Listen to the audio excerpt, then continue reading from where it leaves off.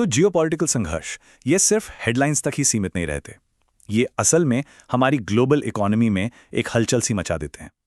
चलिए आज इसी को समझने की कोशिश करते हैं कि ये होता कैसे है। ये बात सुनने में सीधी लगती है लेकिन है बहुत पावरफुल, और ये एक बहुत ज़रूरी बात बताती है। देखिए, किसी भी संघर्ष का असर हर जगह एक जैसा नहीं होता। मतलब कुछ सेक्टर्स को तो शायद फायदा हो जाए, लेकिन कुछ दूसरे सेक्टर्स उन्हें भारी नुकसान भी झेलना पड़ सकता है। और इसी कॉम्प्लेक्सिटी को आज हम समझने वाले हैं। और अगर हम अभी देखें तो दुनिया भर के बाजारों में एक बेचैनी का माहौल है, एक अजीब सी अनिश्चितता है। ऐसा क्यों है?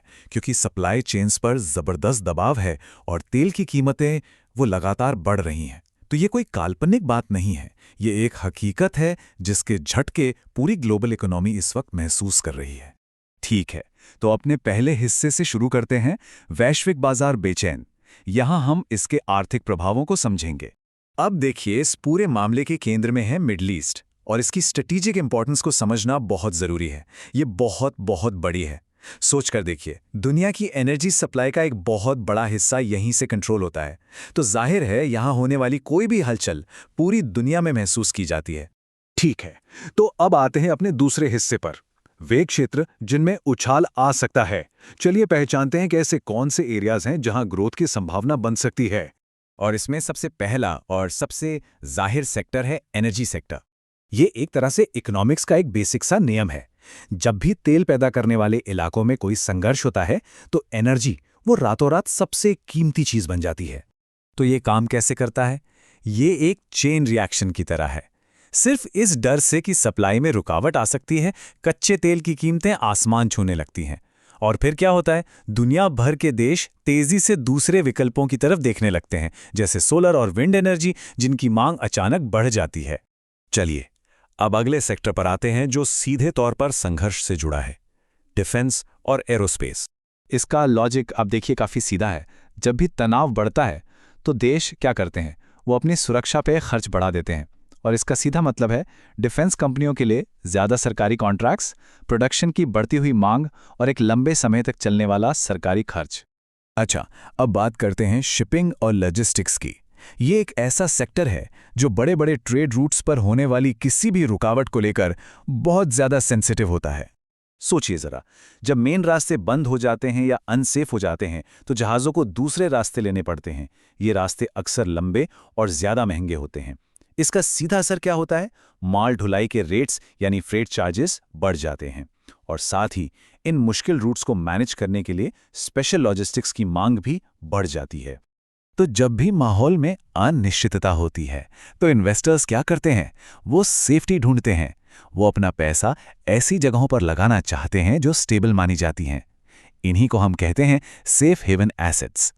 और पारंपरिक रूप से ये सेफ हेवन क्या होते हैं? सबसे क्लासिक उदाहरण है सोना और कुछ दूसरी कमोडिटीज भी। ऐसा क्यों? क्योंकि इनकी वैल्यू सीधे तौर पे किसी एक सरकार की नीतियों या किसी एक करेंसी की सेहत से नहीं जुड़ी होती।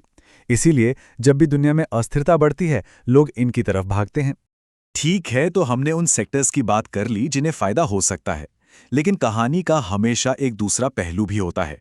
तो अपने तीसरे हिस्से में देखते हैं उन सेक्टर्स को जिन्हें मुश्किलों का सामना करना पड़ सकता है, यानी सिक्के का दूसरा पहलू।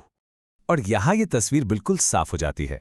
एक तरफ वो सेक्टर्स हैं जो ऊपर जा सकते हैं, जैसे एनर्जी, डिफेंस, शिपिंग, लेकिन दूसरी तरफ वो हैं जिन पर दबाव पड़ सकता है, जैसे एविएशन, कंज्यूमर गुड्स और टूरिज्म।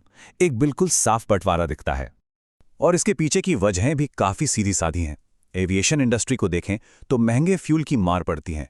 कंज्यूमर गुड्स की बात करें तो महंगाई लोगों की खरीदने की ताकत को कम कर देती है। और ट्रैवल और टूरिज्म, सेफ्टी की चिंताओं की वजह से डिमांड ही कम हो जाती है। सीधा असर पड़ता है इन पर। ठीक है, तो अब आते हैं अपने आखिरी हिस्से पर, मुख्य निष्कर्ष। यहां कोशिश करते हैं कि सिर्फ हेडलाइन से आगे बढ़कर देखें। तो सवाल ये उठता है कि बाजार में ये जो सारे बदलाव हो रहे हैं, इनके पीछे की असली वजह क्या है? क्या सिर्फ लड़ाई की खबरें ही काफ़ी हैं या फिर कोई और गहरी बात है? और यही इस पूरी बातचीत का निचोड़ है। बाजार सिर्फ युद्ध की घटना पर रिएक्ट नहीं करते, वो रिएक्ट करते हैं उस घटना से पैदा होने वाली अनिश्चितता पर, सप्लाई में आने वाले झटकों पर और लोगों के सेंटीमेंट यानी उनकी धारणा पर। असली वजह यह है, और इसीलिए सिर्फ खबरों पर इमोशनली रिएक्ट करने से कहीं ज्यादा पावरफुल है बाजार की चाल के पीछे के क्यों को समझना। इससे हमें एक ज्यादा गहरी और साफ तस्वीर मिलती है। और हाँ, एक बात याद रखना बहुत जरूरी है, यह सारी जानकारी सिर्फ शैक्षिक मकसद के लिए है। ये किसी भी तरह की कोई वित्तीय सलाह नहीं है। कोई भी फैसला लेने से पहले हमेशा अपनी रिसर्च जरूर करें। तो आखिर में एक सवाल छोड़ जाते हैं जिस पर सोचा जा सकता है। अगर हम सिर्फ हेडलाइन से आगे देखें तो अनिश्चितता के दौर में और कौन-कौन से आर्थिक पैटर्न उभर कर सामने आते हैं, इस पर जरूर सोचिएगा।